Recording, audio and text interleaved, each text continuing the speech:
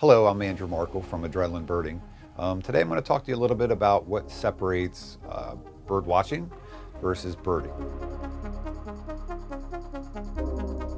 So bird watching essentially is anybody that goes outside and identifies a bird, whether it's you're in a city park, whether at your feeders at your house, whether you're hiking in the mountain, anywhere you go.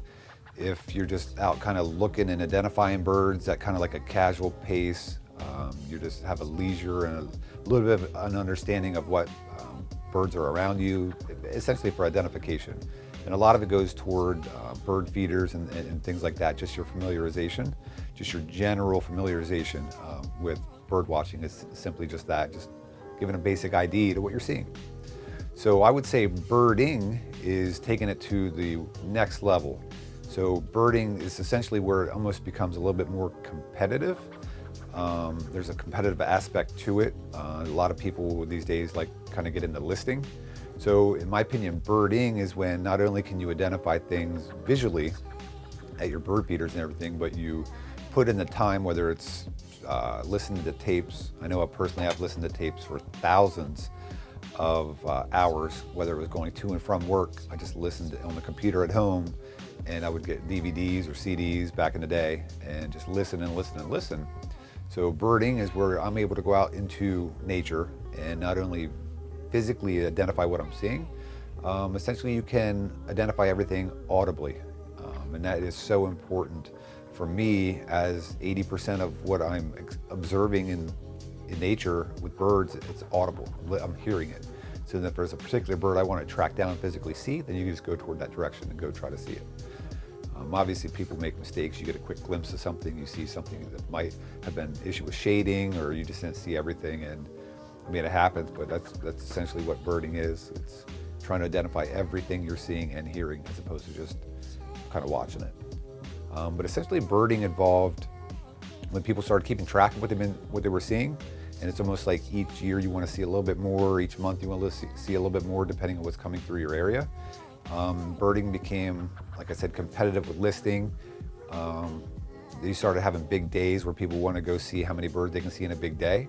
That kind of started in the early 1900s when they had Christmas bird counts, and they would shoot and kill as many birds as they could just to pile them up between like family members and stuff. And one day somebody kind of got horrified with it and said, let's count them instead. So they started officially doing Christmas bird counts.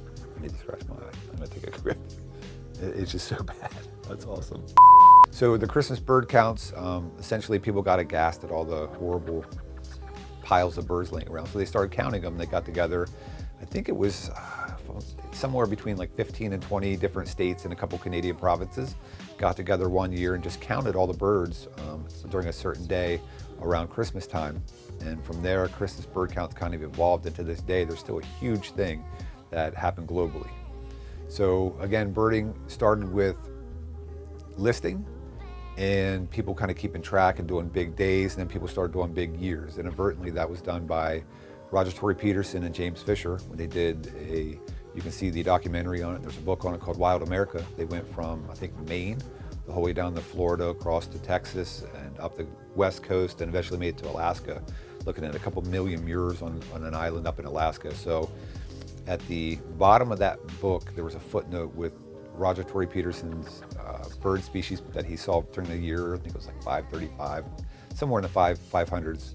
And people then started trying to up that, and they would basically rerun the route he did, but then they were adding other places in, and they just upped the big year ante. And then every year it seemed like younger people were doing it, and then some business guys got into it. The history of the big year in North America is actually fascinating to kind of read and learn. Since 1953 have been trying to up the other person with these big years. And it turned into like college kids doing it, then it turned into like these professors doing it, and then it turned in, a homeless guy, where Ken Kaufman hitchhiked for $1,000 his way in like 1970s across, and saw 666 species, which is outlandish. So the history is just phenomenal with like competitive birding like that. Thanks for watching. Please consider subscribing and liking this video so we can continue to introduce birds to people and help grow the birding community. Enjoy yourselves, and I'll see you next time.